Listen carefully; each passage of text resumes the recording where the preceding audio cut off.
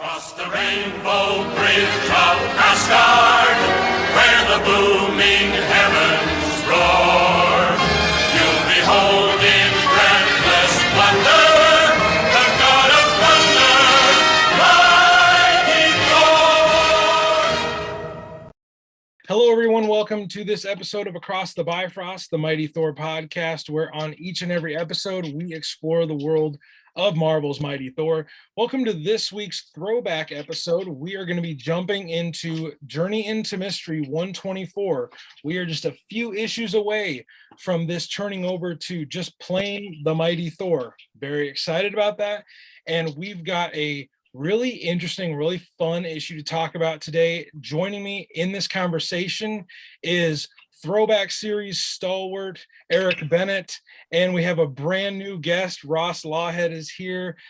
Eric, fill in maybe a first-time listener or a lapsed listener. Who is Eric Bennett? What is the essence of Eric Bennett tonight? Oh, the essence of Eric Bennett is a comic book geek, the same as everybody else. Yes, that's the important It's thing. a pleasure to be here again, as always. These are a lot of fun. And Ross is a newbie on this show. So Ross is joining us all the way from Scotland tonight. And Ross, we're so glad to have you, man. Hey, it's great to be here. This is going to be a whole lot of fun. I've been looking forward to this. So both of you are comic book creators, and both of you have put together your own books, and you've put in the sweat and the tears and the hard work to create these. And so tonight, I really want to, maybe take listeners behind the scenes on some of the things we're going to see in this book, because I just know you guys are up to the task. So let's jump into our first issue. We are going to be talking about Journey into Mystery 124, as we have said. This issue is entitled The Grandeur and the Glory, one of those fantastic hyperbolic titles that try to make the circumstances of the issue seem big and boastful, standard Silver Age Marvel fare. And the synopsis that we're going to read for this one is brief and not all too helpful. So we'll expound on this, but Marvel.com says this about Journey into Mystery 124. Don Blake finally reveals his true identity as Thor to Jane Foster. And that's all you need Which to know. Which undersells it, I think. Yeah, Don't you think there's more going on than that? Have a great night, everybody. Of course, we will add a little more detail than that, because a lot more. For a start, we've got freaking Hercules on the front cover here, which is a great image and is larger than Thor, I'm noticing, in his own issue. It's a big enter Hercules, and he's taking up like half of the center of the cover. It's nuts. Yeah, the bottom of the cover's like, and oh yeah, by the way, here's Thor too. Oh yeah, he's almost like crouching to get into the cover, because exactly cropped off otherwise. Like I'm here too. Hi. There is I'm sure you both know this, but there's a great Walt Simonson era cover where Hercules is pushing Thor out of the frame. Oh yeah. Oh yeah. Walt Simonson is on vacation this month, and so is Thor. Yeah. And Hercules takes over the book. That's one of my favorite Thor covers. But yeah, it's phenomenal cover, big, bold, strong looking rendering of Hercules on the cover. We're going to see him towards the end of the book. This issue of Journey into Mystery is produced and put together by our familiar cast of characters on the writing and art team. Those are Stan the Man Lee, Jack the King Kirby, Vince the Prince Coletta, and Artie Sugar Lips Simic. This opening splash page. That lettering did it again. Considering all the work that Stan Lee puts his letterers through, he really gives them a hard time. I mean, there are a few people who are as verbose as Stan Lee, maybe Chris Claremont, but I don't know who can fill up a page with words. Yeah, that is a great way of putting that. There are a few people that are as verbose. Guys, the place, we'll kind of fill in the gaps of the story. Basically what happens is Thor is drawn into this conflict with the demon, who is a villain that has shown up sporadically in the previous issues of Journey into Mystery. And at the end of the issue, we know that he's getting ready for the actual physical combat to start. In the meantime, Thor reveals his identity to Jane because Jane has a legitimate complaint about Thor, that whenever he says he's going to be somewhere, he either doesn't show up, he's gone for days, weeks at a time. And really, guys, it's beginning to irritate her. And I don't blame her, because Don, Thor, whatever you want to call him, he's pretty inconsiderate. He's going to save the world, but he's going to make the woman he loves hate him in the meantime. That's kind of Thor's main through line. Did you guys have any thoughts about that, Thor's kind of trajectory in this issue? Well, I think we can all relate to that, in our own personal lives. We're always having to run off and save the world. But I mean, I do want to get into that with because we're going to see like the consequences of his actions with Odin later on. Yes. And I mean, this is still like quite early. I mean, are we even 2 years into Thor being a Marvel character yet, or just past maybe? We are past 2 years. Past 2 years. And I don't know, we all know Thor, of course, and I did go back and do some research for these issues. But you guys will be able to tell me, was there a watershed mark where he stopped being Don Blake, dressed up as Thor, and just started being Thor? When did that happen? Ooh, because it's happened by now. Yeah, it was earlier. Whenever he started going to meeting more of the Asgardian gods, it just sort of happened. I can't think of the exact number. Yeah, that's a good question. I have to look again. We'll have to go back and look. I mean, now he's pretty firmly Thor. And every so often he disguises himself as Don Blake. I mean, he hasn't freaking worried about being a medical practitioner in a long time. But I like that dynamic better, the one that they settled on, and then eventually retconned into his origin, is that he is the god who has been sent to like be taught humility essentially by Odin. But I don't know how much that's in this to start with, because it kind of creeps in towards the end. I mean, are we getting too ahead? Am I getting ahead of us? Do we want to cover more ground before then? No, it's fine. No, not at all. We're pretty free flowing on these. Because I do want to point out that this has one of my favorite thought bubbles of all time in it, which I just decided. It's on the next page if you want to click through it. I definitely do, because you know this one. It's the lady standing behind Thor who says in her head, "Those shoulders, that voice, sigh." She sighs in her head. She's so how do you sigh in a thought bubble? Yeah, there's back on that first page though, there was a couple things I want to hit on. Yeah, absolutely. First of all, I mean, it's a great splash page. Secondly, if you look on the newsstand, there are Marvel comics on the newsstand. Yep. Now, we've known that within the Marvel universe, they make Marvel comics. Just so crazy. Like, they're called the Marvels comics.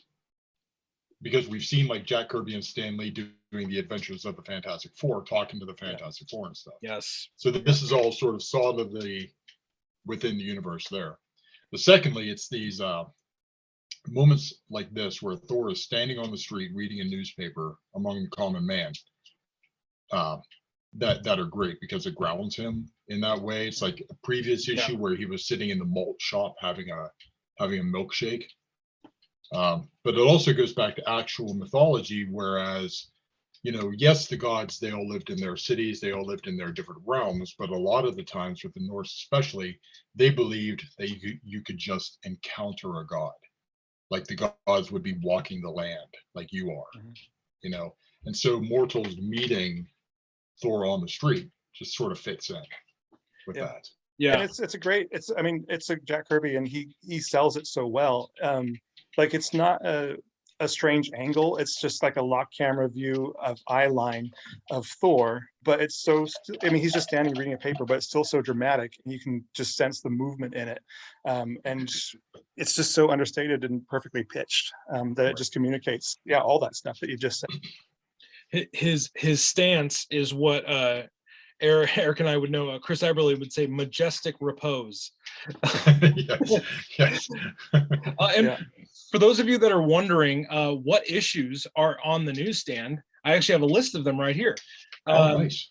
On the newsstand, there's three covers that we see, and they belong to Amazing Spider-Man number 33, Fantastic Four 47, and Strange Tales 141. All of these issues would have been released the same month as Journey into Mystery 124. So, Perfect. And so I know that Jack Kirby would have drawn that Fantastic Four cover. yes, I don't know, he wouldn't have done Spider-Man, obviously, but what you say it was Strange Strange Tales 141. Tales. So Yeah, it's got Nick Fury on it, I think. yeah, Nick Fury. Okay. It's got the Shield logo on it. Yeah. Yeah. So hey, can I break in here because you mentioned Fantastic Four already? I another reason why I wanted to come on to the throwback one was because I've got a long-running Fantastic Four blog series, but we're up to almost issue 200. So I've been reading the Fantastic Four chronologically, and so Kirby loved Fantastic Four, obviously, but it was really interesting to see these issues of Thor, because I feel like there's a lot more of a late Kirby vibe, especially in the Tales of Asgard that we'll get into, which is kind of like his style and where he's going, the kind of subject matter he likes to deal with. So yeah, maybe we'll jump back into that. But so a quick aside, because you've read 200 issues, which bravo, 200 well, issues. I've read more than that, but yeah, I've written about 200 issues. Yeah. Okay, you've done in-depth thought about that many issues. Do you have a favorite issue of Fantastic Four? Yeah, I mean, yeah, of course. Or favorite kind of runs and stuff, and art teams and all that. I could probably pin it down to issue 285. Okay. If I was, because that's a standalone issue, and yeah, it's very emotional. And sorry, I got people up and down the stairs. Okay, no, it's if anyone was to say, give me one issue of Fantastic Four to read to convince me to keep going with it, I'd probably give them 285. Which, can you just for listeners who maybe don't know, can tell them what goes on in that issue? Is that a Byrne issue? Johnny Storm, the Human Torch, visits a boy in the hospital who tried to like him. Yeah. Yep. Okay. Yep. So That if is, you wanted, a good one. we can definitely share the link to Ross's Fantastic Four blog on our social media, and you guys can go check that out. All of the work he's put into that. But we transition back to what's happening in our Journey into Mystery adventure. Thor goes to the hospital and he reveals his identity to Jane. And I wanted to talk about Jane's. Look at that splash. You know what? Eric is right.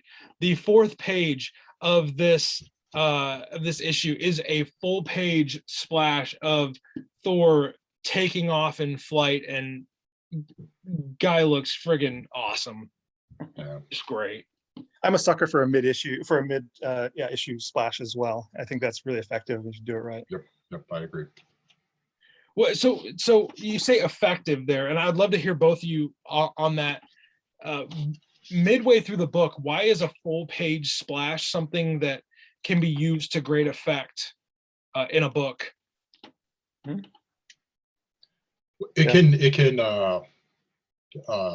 set the mood, give you the feeling that you're transitioning maybe from one act to another. Basically, just sort of get you pumped, because you have some dialogue, you got build up, normal things happening, and all of a sudden you get, bam, there's that splash. That's like, okay, now things are happening. Okay. Yeah, it really sets to underscore kind of what the themes that are happening in the writing. I mean, the traditional use is either to have like splash at the beginning to set the scene, or a splash at the end to make you want to buy the next issue, to highlight the drama of that. But to throw it in the middle at a variant point is to draw attention to what's happening at that moment in a really big way. Well, it works. And from a purely technical standpoint too, you get a lot of people who might not be experienced doing comics, or aren't comfortable, they may do too many splash pages in a book. Yeah, or just who are established and just aren't that good. There are a few artists that we could probably all name. Eric Larson was talking about one other artist.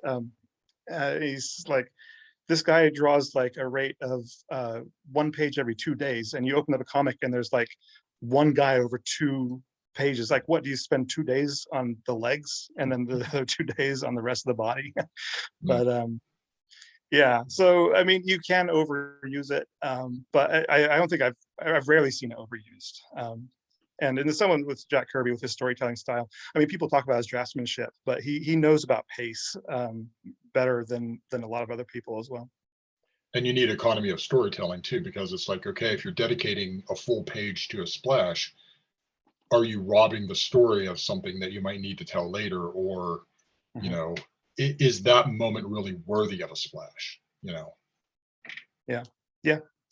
Used to great effect here, though.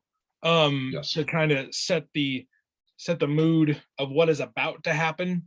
Because there's this big moment where Thor is going to be incredibly honest and vulnerable with Jane. He's going to finally admit that he is Thor. He's actually going to transform in front of her, and Jane is very worried, and she has some legitimate gripes here. That Don has not been the most present, even since he told her that he loved her. He just goes off for weeks at a time. Now, if someone told me that they loved me and that they wanted to be with me and they appreciated me and they were gone for weeks without word, that's a pretty jerk move.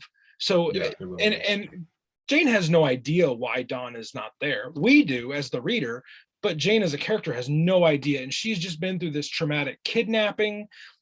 So a lot is happening to Jane, and Don just leaves, like, for good reasons, but to her, he's just gone.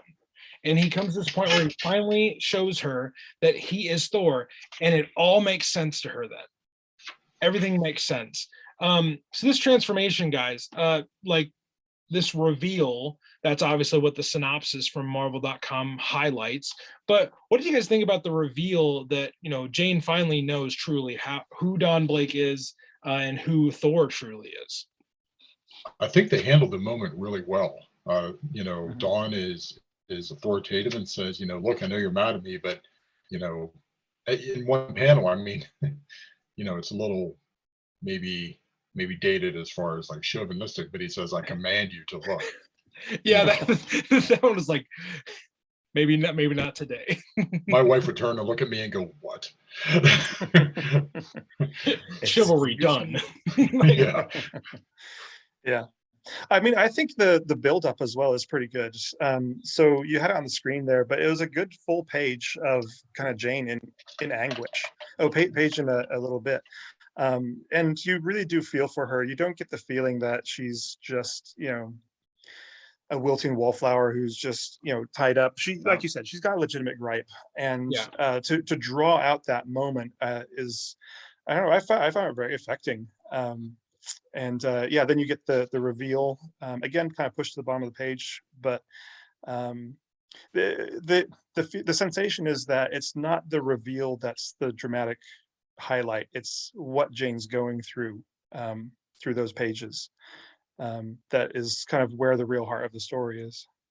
Yeah, I think one thing that I've noticed, and I think this is a pretty fair critique of Silver Age 60s comics, is oftentimes women are not written very well, and or let's just say they're not written at all. And if they are, it's very, very simplistic, and usually their dialogue, their action, whatever they have to do, serves the male protagonist. Well, in this story, Jane is the focus, and it's Don is the one that has to react. He's the one that's put in the situation of like, no, she's right, and you've got to do something about it because she deserves an answer. Like everything Don has put her through for, I don't know what, 30 plus issues now comes to a head, and thankfully he does the right thing. We'll find out how he follows through with that later. But so his secret is out, and Odin is pissed. because To say the least. yeah, I mean he's Odin sassy about it, as he often is. Um, there's a 2-page kind of aside where we see Hercules. Zeus sends Hercules to Earth, and Hercules, at the beginning of the next issue, he'll show up on Earth, and we get some great interactions with Hercules in the next issue. But then Thor zooms off to go face the threat of the demon. And at the end of this issue, we see that they're about to fight. So we know that conflict is coming. Do you guys have any last thoughts about the main story? Because I would love to jump into the Tales of Asgard. If you guys have no other thoughts about the main story. I thought it was curious with the introduction of Hercules that we see he's not shown from favorable angles. Like the very first panel, we've got him kind of with his shoulder turned away and Yeah. kind of a blur line obscuring his face. The next panel, he's kind of like, he's got his hand and he's holding that weird scepter thing. So that's an interesting move on Kirby's take. And I'm not sure what he was going for. Yeah. Like I maybe think they try might to have been build a little bit counting on you having read the annual before this, and so you Yeah. sort of got your Hercules dramatic moments there. So this is like, okay, you know this guy, so we're gonna do this. Yeah. We're kind of moving along. That's right. Yeah. And I mean the last panel we actually see of Hercules in this issue is a great smaller panel. I'll enlarge it for the guys on the chat. Great starry sky, and Hercules standing just powerfully on the mountain of Olympus, ready to head off to Earth. Just I love these backgrounds. These backgrounds make me happy. I want my entire studio just wallpapered in these type of backgrounds with stars, bursts Kirby of light. crackle and bursting Absolutely. supernovas. Yeah. I don't think Eric, since our last episode, I have legitimately asked my wife about getting a poster of that Asgard map from the annual. Oh my gosh. That's so nice. I got to figure out if the local printer can blow it up, and it'll be great.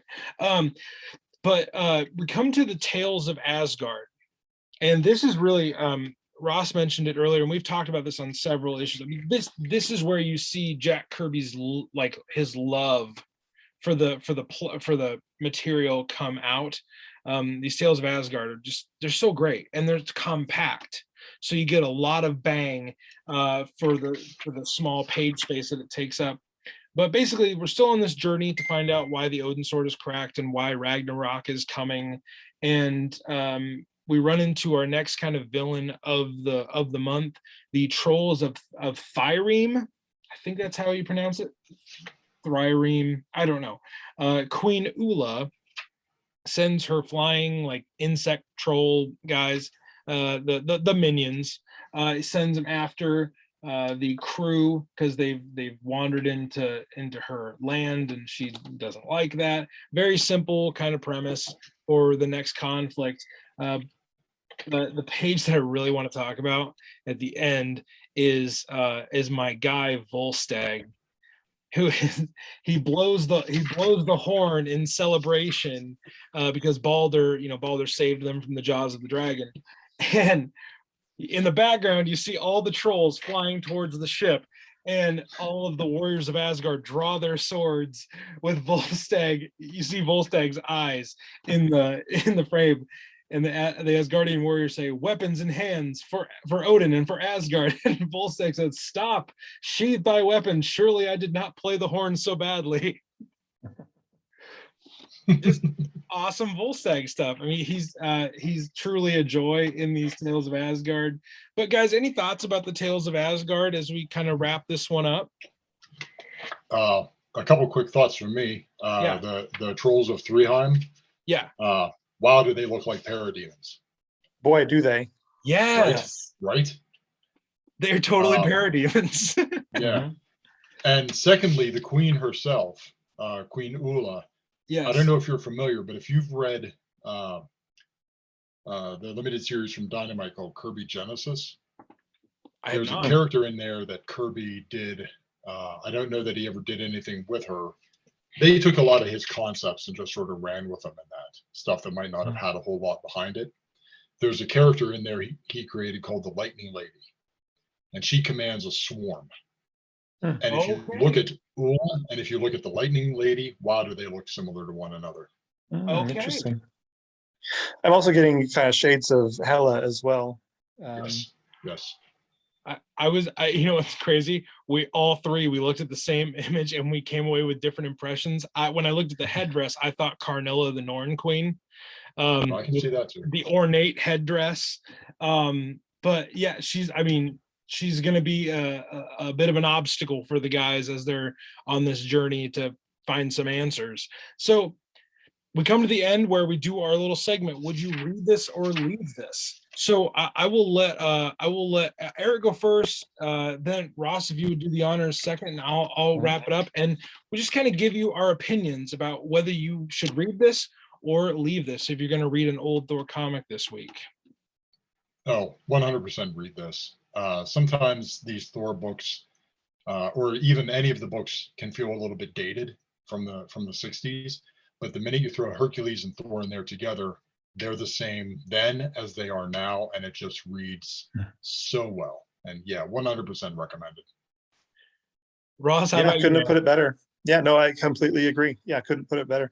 Yeah, seems pivotal. Like, yeah, you got Hercules on the scene, and I'd say, yeah, just from the emotional standpoint as well. Like, it just grabbed my heart. So yeah. Yeah. I think, yeah, I would also say read it.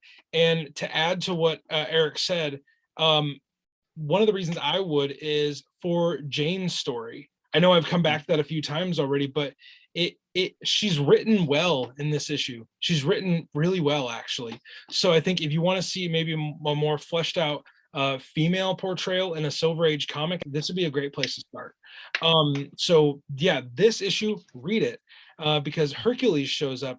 And I know we're not done seeing him. He's going to show up in the next issue that we're going to cover in the Throwback series. But until you join us for 125 of Journey into Mystery, the last issue of Journey into Mystery under that title, we hope that you've enjoyed this episode. Thank you for joining us. Thank you for Ross and Eric joining me on this episode. We recommend one thing you do before you meet us again aboard the Rainbow Bridge. Check out the link in our episode description. We got some new stuff up on Patreon that I'm really excited about. We've got a new little series that I'm going to do every once in a while where I'm going to give you some of my versions of these stories, where I'm going to start putting up little short stories that I'm writing, the Untold Tales of Asgard. So just a way for me to exercise my writing muscles. Eric and I talked about one of the first stories I did, and hopefully you can enjoy it if you're one of our Patreon members. If you're part of our Thor Core, for a few dollars, you can get all the bonus material that I have to offer you. So that'd be a great way to support the show and something to do until we see you aboard the Rainbow Bridge next time. Thank you to the guys. I hope you have a great rest of your weekend, everybody. Hope you enjoyed this episode. And as I always wish you going out of these episodes, stay worthy.